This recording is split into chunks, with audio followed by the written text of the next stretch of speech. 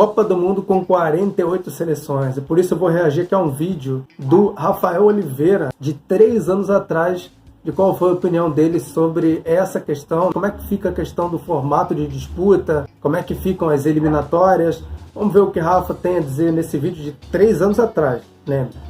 Fala galera, o assunto de hoje é a Copa do Mundo com 48 seleções, o que não é exatamente uma novidade porque a FIFA já tinha anunciado esse movimento para 2026, mas começa a ganhar cada vez mais força a ideia da antecipação disso já para 2022. Opa, 3 anos atrás, né? Essa ideia já estava sendo trabalhada nos bastidores já com o Infantino na presidência, para a Copa do Mundo de 2022 já ter 48 seleções. Imagina se 3 anos atrás os caras já definem que no Catar seriam 48 seleções.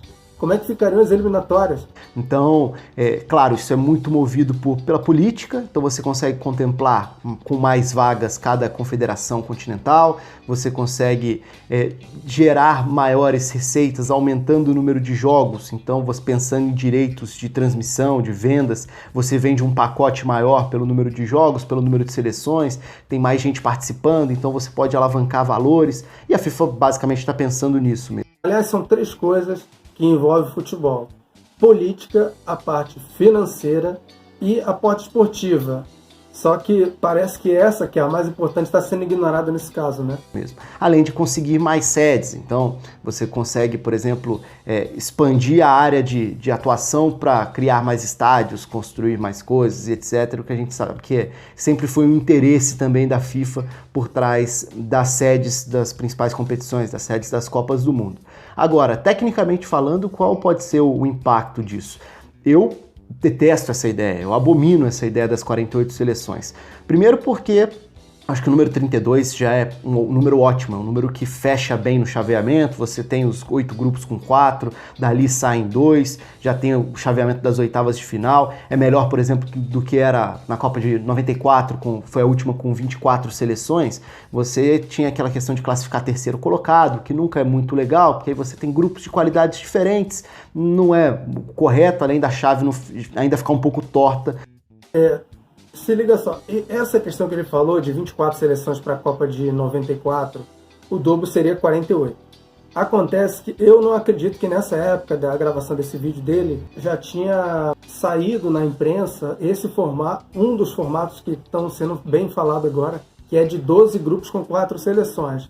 Que nessa época aqui o formato discutido era 16 grupos com 3 seleções, mais 4 seleções, aí a gente teria que voltar a essa questão de 94, de 90 e de 86, onde algumas seleções terceiras colocadas se classificaram para as oitavas de final, e isso não é coincidência, fez com que essas Copas, especialmente 90 e 94, fossem Copas assim, com as seleções não iam para frente na fase de grupos, ao contrário do que aconteceu nas últimas. As seleções iam igual louco para frente, porque elas tinham que vencer para conseguir a classificação em primeiro e segundo.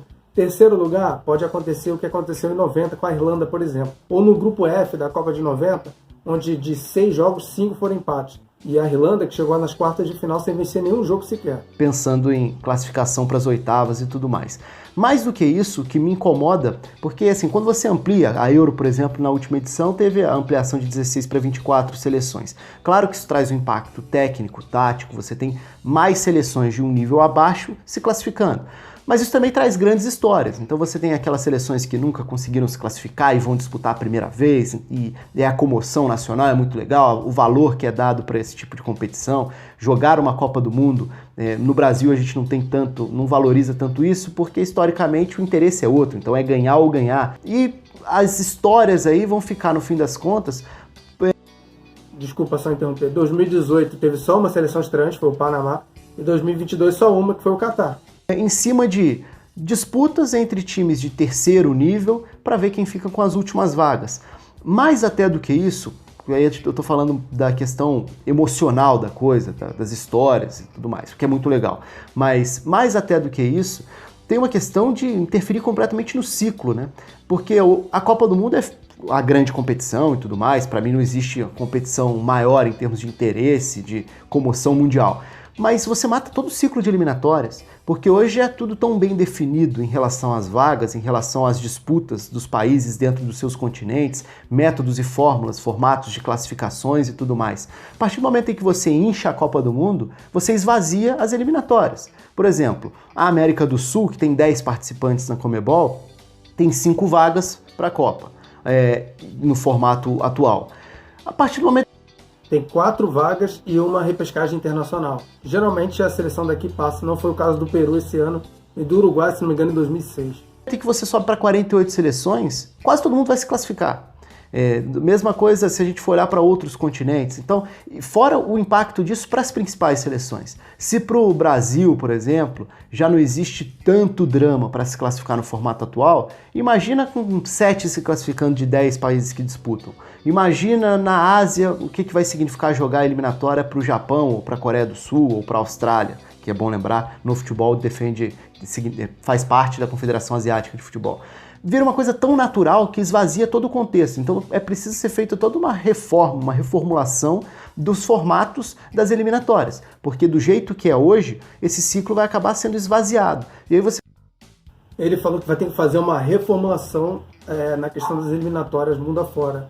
Não vai acontecer aqui na América do Sul, por incrível que pareça. Porque aquilo que ele falou lá no início, política e a parte financeira está falando mais alto que a esportiva. Porque o ideal seria, já que vão dar 6 vagas para cá e uma repescagem internacional, com 10 seleções, ou então divide, que é o mais correto a se fazer, pega as 10 seleções, divide em 2 grupos de 5, acabou. Mas o que eles querem fazer, o que eles vão fazer para essa Copa de 2026, as eliminatórias, vão ser o mesmo formato de pontos corridos.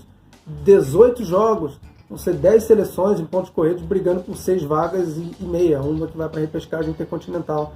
O Brasil ou a Argentina, sei lá, vai se classificar ainda no primeiro turno.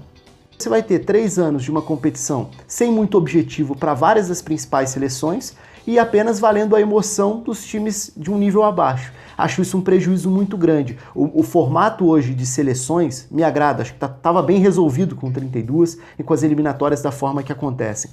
Mas 48 seleções traz esse impacto bastante drástico para isso. Então conto com os comentários de vocês, até dizendo se gostam ou se não gostam da ideia com 48 seleções.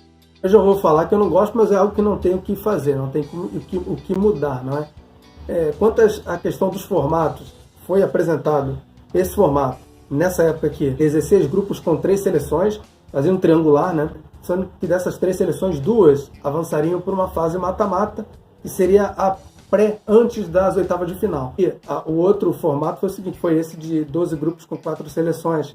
Seria o menos pior aí, mas aí teria esse problema das terceiras colocadas. Mas o que importa para a FIFA e para as confederações, inclusive a nossa da Conmebol, é a questão financeira e principalmente a política.